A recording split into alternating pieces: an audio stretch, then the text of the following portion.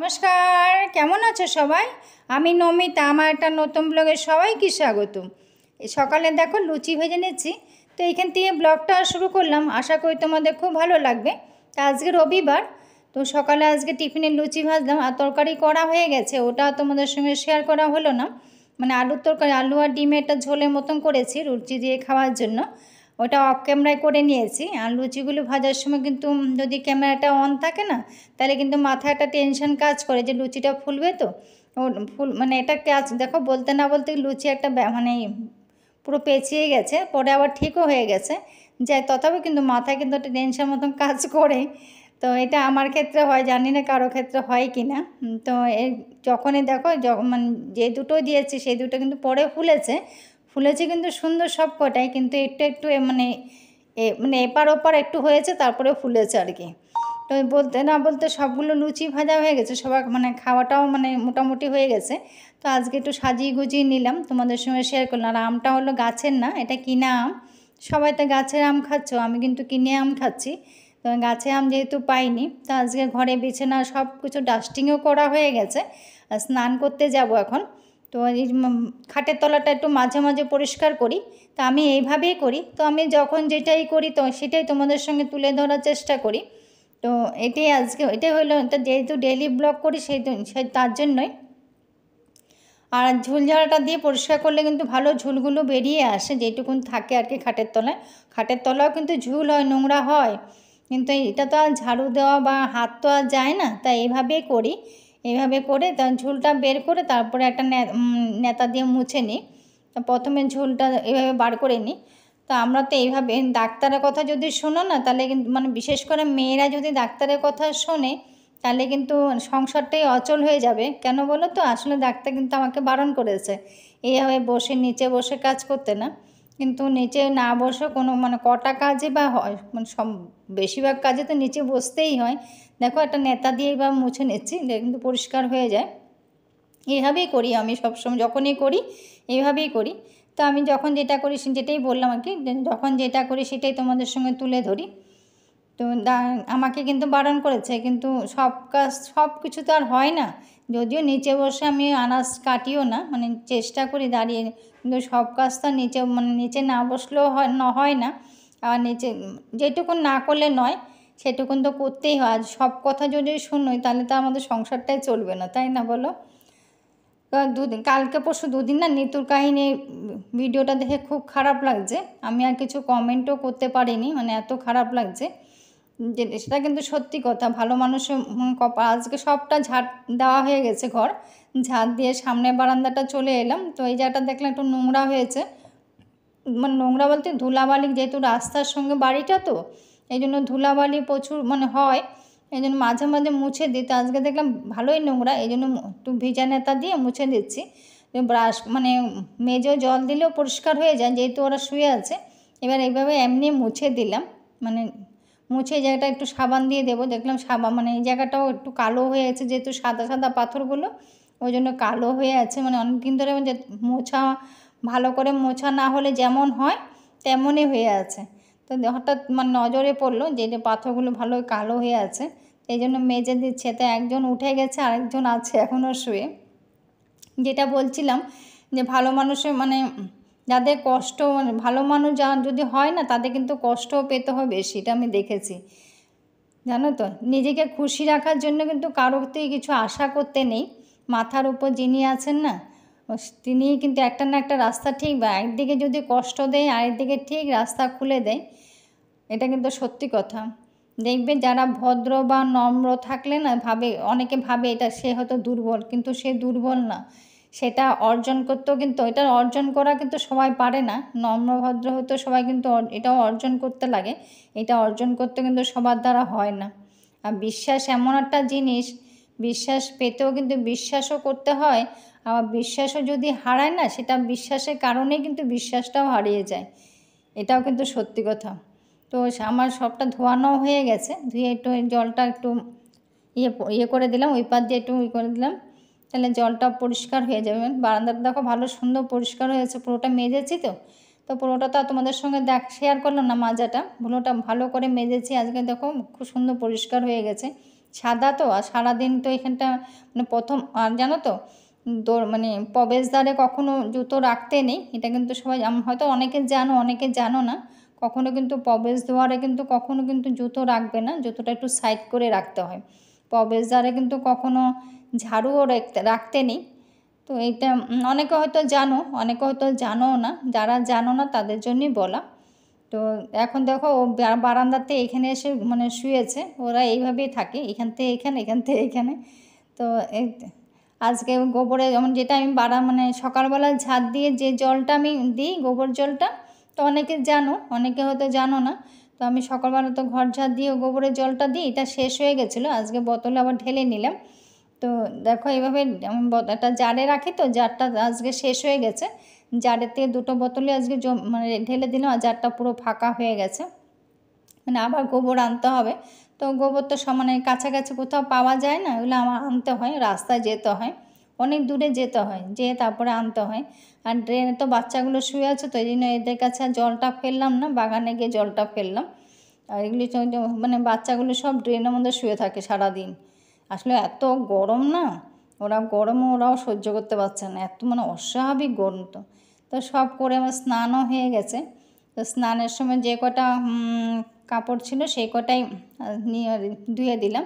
তো সময়ের কাজটা সময়ে করে নিলে না, তাহলে এবার কাজটাও হয়ে যায়, আর মানে হালকা হয়ে যায়, মানে কাজটা জমে না থাকলে তো মানে হালকা হয়ে যায়, তাহলে মানে সবটাই মানে পরিষ্কারও হয়ে গেল, কাজটাও হয়ে গেল, নিজেকেও হালকা লাগে। আমার তো তাই লাগে, আমি এভাবেই মানে করি সবসময়। যখনই মানে কাজ জমিয়ে রাখার চেষ্টাই করি না, যখনই যেটা পারি সঙ্গে সঙ্গে করে নেওয়ার চেষ্টা করি, তাহলে দেখো মাথায় একটা হেডেকও থাকে না। এমনিও সারাদিন মাথার মধ্যে যা আমাদের মানে বাড়তি হেডেক মাথায় ব্রেনে কাজ করে, মানে মোবাইল নিয়ে তো একটা বাড়তি একটা কাজ করে না সবসময়। তো আর তো বেশি তো মাথায় নেওয়া যায় না, যতটা পারি ততটা কিন্তু চেষ্টা করি আর কি, মানে একসঙ্গে করে নেওয়া কাজ। তো স্নান করে পুজো টুজো দেওয়া হয়ে গেছে, পুজো দিয়ে চলে এলাম রান্নাঘরে। আজকে রান্না করবো শশা দিয়ে বড়া দিয়ে তরকারি। তো শশা দিয়ে বড়া দিয়ে তরকারি হয়তো অনেকেই খেয়েছো, তা আমিও মানে করি আর কি। তো আমি এইভাবেই করি, এইভাবে মানে করা হয়, এভাবেই খাই। তো এটা কিন্তু ভালো লাগে খেতে, গরমে কিন্তু এই তরকারিটা খেয়েও কিন্তু শান্তি। গরম দিনে এটা আমি মানে অনেক মানে বেশি করা হয়, তো এটা খেতেও ভালো। আর এখানে শশাগুলো আসামে, মানে আমার জন্মস্থান আসামে শশাগুলো খাওয়ার মানে যেগুলো রান্না করতে হয় না, এই শশাগুলো খুব সুন্দর পাওয়া যায়, জানো তো। কিন্তু এখানে কিন্তু সেই শশাটা, ওরকম শশাটা পাওয়া যায়, ওখানে কিন্তু মোটা মোটা আর ভালো শশাগুলো পাওয়া যায়, এখানে কিন্তু পাওয়া যায় না। এখানে আবার কচি কচিগুলি পাওয়া যায়, আবার আসামে আবার কচি কচিগুলি পাওয়া যায় না, ওইখানে আবার রান্নার শশাটা ভালো পাওয়া যায়। তো এখানে ওই শশাগুলো খেতেও কিন্তু ভালো লাগে। তো এইটাই আজকে করবো, এটা কিন্তু অতটা মানে বাড়তি না, তো রান্নার জন্য এটাই ঠিক আছে। তো বড়া দিয়ে করব, যেহেতু ডালও ভিজানো আছে, ডালটা ভোরবেলা উঠেই ভিজিয়েছিলাম, তো বড়াগুলো দেখো ভেজে নিচ্ছি। তো এটা দিয়ে তরকারি করব।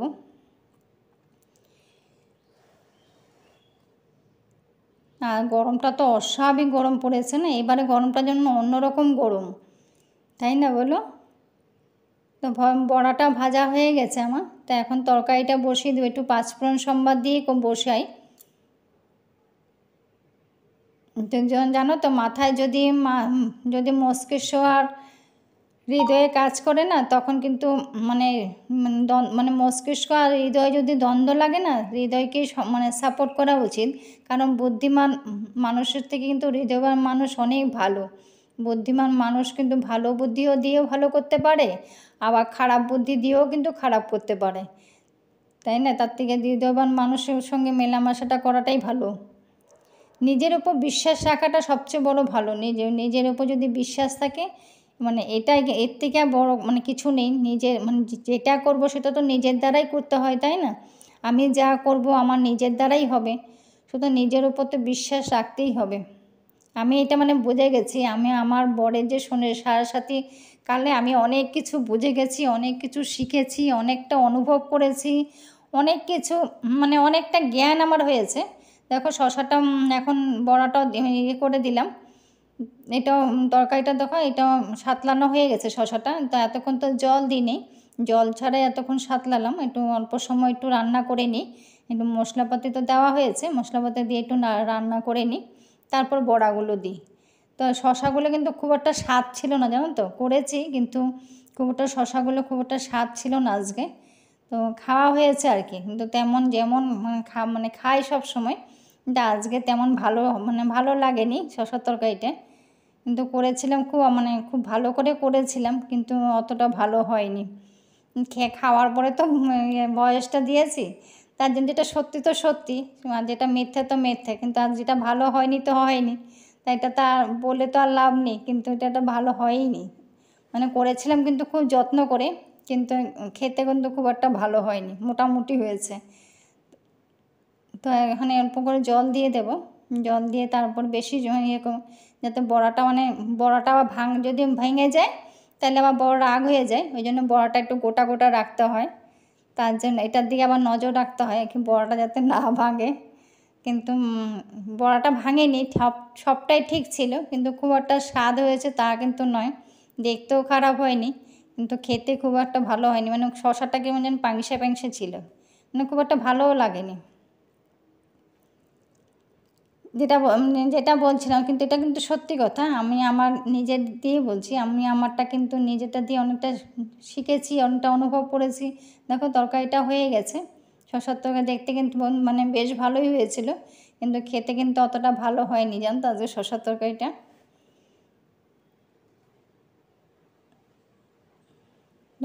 শশার তরকারিটাও হয়ে গেছে আমার, এখন মাছটা করে নেব। মাছটা ভাজাও হয়ে গেছে, মাছ ভাজা, তারপর ডাল ভাত সবটা হয়ে গেছে, আমের জলও করেছি।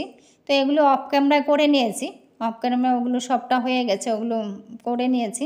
আর এখন মাছটা শুধু করব, মাছের আলুটা মাছটা ওই তেলটার মধ্যেই দিলাম, যেহেতু তেলটা কালো হয়ে আছে না, ওই যে মাছ ভেজেছি ওই জন্য তেলটা কালো হয়ে আছে। তো ওই তেলটার মধ্যে আবার কালো জিরা ফোড়ন দিয়ে আলুটা দিলাম, আলুটা দিয়ে এদিকে পেঁয়াজ আর টমেটো কাঁচা লঙ্কা বাটাটাও দিয়ে দিলাম। এটা দিয়ে একটু কষাবো, তারপরে মশলা যেটা গুঁড়ো মশলা থাকে সেটা দেব। তো গুঁড়ো মশলাটা তো আমি ভিজিয়ে রেখে দিই একটা বাটির মধ্যে, সেটা করাই আছে। জানো তো আমাদের টাকা পয়সা কিন্তু একটা অতিথি, ওটা আসে আর যায়, আর ভাগ্য আর ইয়েটা কিন্তু আত্মসম্মানটা কিন্তু এটা আমাদের সবসময় থাকে, এটা হলো সবচেয়ে বড় জিনিস। ওটা কিন্তু আসেও না, আসে কিন্তু যায় না, ওটা যদি নিজের কাছে আত্মসম্মানটা থাকে না, ওটা কিন্তু কখনো, এটা অর্জন করতে হয়, এটা কখনো যায় না কিন্তু যদি অর্জন করা যায়। আর পরিশ্রমের সিঁড়িটা কিন্তু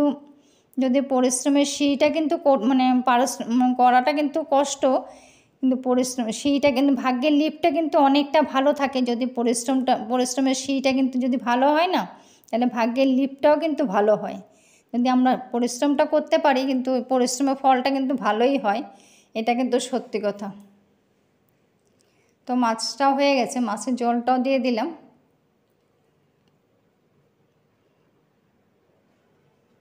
তো মাছটা পাতলা করেই করব, এখন গরম তো, এখন সবসময়ের জন্য পাতলা করেই করে নিচ্ছি, যেহেতু একটা অস্বাভাবিক গরম, তবুও খেতে কিন্তু তেমন কিছু ভালোও লাগে না। এখন কিছুই খেতে ভালো লাগে না, জানো তো, শুধু লেবু ঢেলে জল দিয়ে ভাত খাই। আমি তো এমনটাই করি এখন, মাঝে মধ্যে লেবু দিয়ে জল দিয়ে ভাত খাই। তো মাছের ঝোলটাও দেখো হয়ে গেছে। তো এদিকে রান্না পুরোপুরি কমপ্লিট হয়ে গেছে। তো এখানে যেহেতু আমার দুটো রান্নাঘরে আমার ব্যবহার করতে হয়, তো ওখানটা রান্না করতে হয়, ওই রান্নাঘরটাও পরিষ্কার করতে হয়, আর এইখানটাও আনাজ কাটা হয়, বাসন মাজা হয়, এই জন্য এই দুটো রান্নাঘর আমার একসাথে মেনটেন করতে হয়, যেহেতু একসাথেই ব্যবহার হয়। আমার বেঙ্গলি কিচেন থেকে আমাকে বলেছিল এই রান্নাঘরে রান্না করি না কেন, তো এই রান্নাঘরে রান্না করতাম।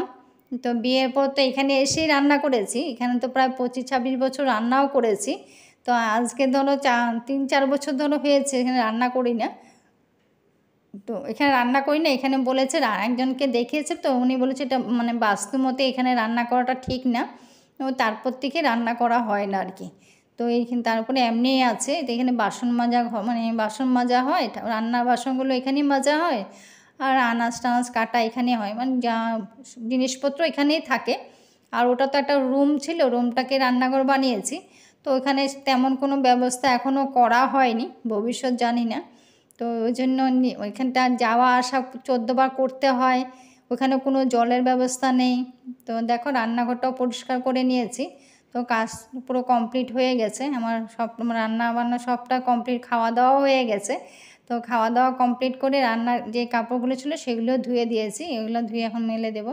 তো আমি এখানটায় এখন আর বাইরে রোদে দিই না, এখানে শুকিয়ে যায়, যে রোদ না এখানে শুকিয়ে যায়। তো একজনকে বলে, আমি আগের ভিডিও বলেছিলাম যে আমাদের এখানে এত গরম, কেটে দিলে শুকিয়ে যাবে। তো একজন বলেছিল তুমি যা রোগা, তোমাকে কাটতে হবে না, তুমি এমনি দাঁড়িয়ে থাকলে শুকিয়ে যাবে। দেখো এখন সারাদিন গিয়ে সন্ধ্যের সময় চলে এলাম চশমার দোকানে। আমার বরের চশমাটা ভেঙে গেছে, ওটা একটু সারাতে হবে।